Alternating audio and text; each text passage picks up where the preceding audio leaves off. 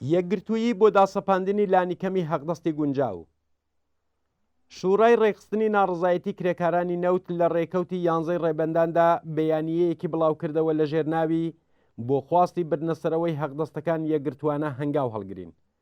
لەم بەیانیەیەدا وێڕای ئاماژە بە خەباتی شکۆداری معلیمان کە بەشێکی بۆ بردنەسەرەوەی حەقدەست و حقوقە نووسراوە، ئێمە وەک شوڕای ڕێخستنی ناڕزایەتی کرێکارانی پەیمانی نەوت ژێربەیانیەی 6 ڕێکخراوی کرێکاری و ئەو بەیانیە گشتیەی کە 36 ئیمزا کوونەندەی هەیە و هەر بەیانیەیەکی ترکە لەم پەیوەندیەدا بێت ئیمزا دەکەین و تاکید دەکەین کە بە لە بەرچاوگرتنی چوونەسەرەوەی ڕۆژانەی قیمەتەکان و پەرەسەندنی خۆفناکی ڕێژەی تەوەڕۆم حەقدەستی هیچ کرێکار و هیچ حقوق بگیرێک نابێت لە مانگدا کەمتر لە 16 میلیۆن تمەن بێت.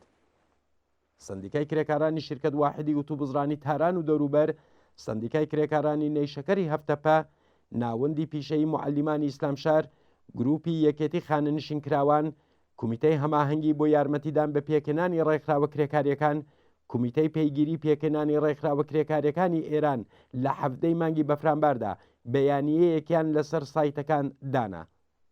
سەردێری ئەم بەیانیەیە بەم شێوەیەیە: بەیانیەی هاوبەشی ڕێکخراوە سەر بەخۆ کرێکاریەکان، خانەنشینکراوان و معلیمان سەبارەت بە دیاریکردنی حەقدەستی 1401. ئیمزا کوونەندەگانی ئەم بەیانیەیە وێڕای بەڕەسمی ناسینی دژوار و گرنگبوونی خەبات بە ئامانجی دیاریکردنی حەقدەست و بردنەسەرەوەی ئاستی گشتی باقی حەقدەستەکان بۆ ساڵی داهاتوو بڕیاری خۆیان بۆ بەشداریکردنی چالاکانە ڕاگەیاندە. ئەوان بە دروستی ئاماژەیان بەوە کردکە لە ئێران لە ماوەی پتر لە 40 ساڵدا شایەدی هاتنە خوارەوەی بەرچاو و بەردەوامی توانایی کڕینی کرێکاران و لە هەمان حاڵدا کەڵەکەبوونی بەرینی سەروەت و سەرمایی سەرمایەداران و چوونەسەرەوەی نجومی داهاتی چینەداراکان بەگشتی بوون.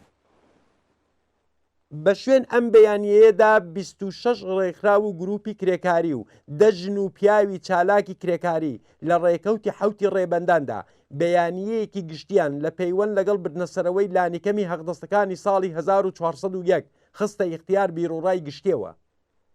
لە بەیانیەکەدا بە شێوەی جۆراوجۆر ئاماژە بە هەرزان و هەرزانتربوونی هێزی کار لەلایەن خاوەنکاران، پەیمانکاران و کابینەکان کراوەکە یەکێک لەوان گەڵاڵەی بودجەی 1401 و لەم پەیوەندیەدا نووسیویانە بەشی ترسناکتری سناریۆکە بۆ بەرەو فەلاکەتی هەرچی زۆرتری زۆربەی خەڵک لە گەڵاڵەی بودجەی ساڵی 1401دا شاراوەیە.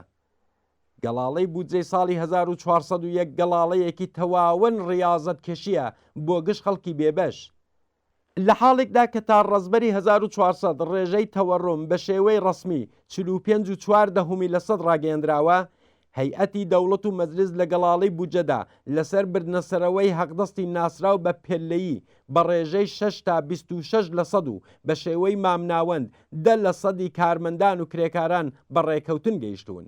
لابردنی ئەرزی 4200 تمەنی یەکێک لە تایبەتمەندیەکانی گەڵاڵەی ڕیازەتگەشی ئابوووریەکە لەم گەڵاڵە بودجەیەدا گونجێندراوە و دەتوانێت لەگەڵ بردنەسەرەوەی حەقدەستی 26% کاریگەری زیانبار لەسەر ژیانی کرێکاران و زۆربەی خەڵکدا بنێن.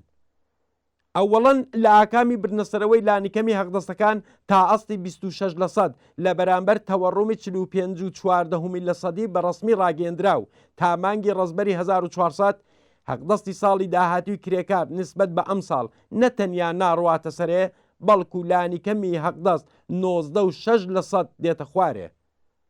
دووەمەن لە گەڵاڵەی لابردنی ئەرزی 4200 تمەنی بە وتەی کاربەخشی جێگیری سەرۆکی کۆمیسیۆنی ماڵیات، کار و دابینکردنی کۆمەڵایەتی ژووری بازرگانی، دەرمان، لانیکەم 5 بەرابەر گران دەبێت و بێگومان پێداویستەکانی ڕۆژمەڕەی خەڵک ژیانی خەڵک زیاتر لە 5 بەرابەر گێرانتر دەبێت.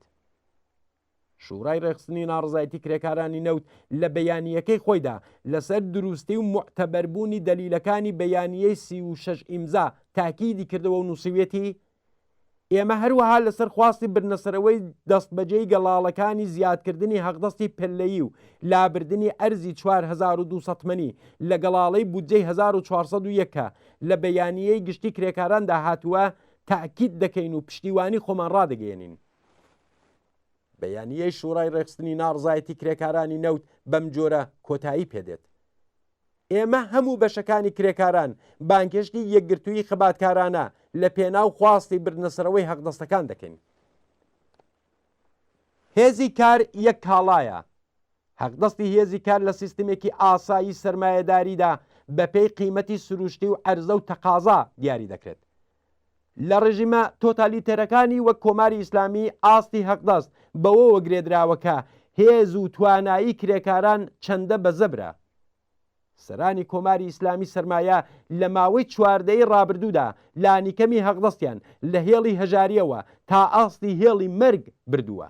ئامارەکان نیشانی دەدەن کە لە دەورەی 1350 تا 1400 سەبەدی مەعیشەتی خەرجیەکانی بنەماڵە 4200 بەرابەر گران بووە، بەڵام حەقدەست تەنیا 1795 جار زیاد کراوە و ئەوەش بەمانای ئەوەیە کە هێزی کڕینی حەقدەست وەرگران بەهۆی دواکەوتنی حەقدەست لە تەوەڕووم 58% هاتۆتە خوارێ. زۆر پێویستە بە زۆر وەڵام بدرێتەوە. کۆماری ئیسلامی لە هاوسەنگێکی زیانبار بۆ کرێکاران توانیوێتی هێزی کار بەم جۆرە هەرزان بکات، بەڵام لە بارودۆخی ئێستادا هاوسەنگی هێز بە قازانجی کرێکاران گۆڕاوە. خواستی بردنەسەرەوەی حەقدەست بۆتە خواستی گشتی کرێکارانی ناڕازیکە ڕۆژانە و بە شێوەی بەردەوام دژ بە دەوڵەت خاوەنکاران و پەیمانکاران خەبات دەکەن.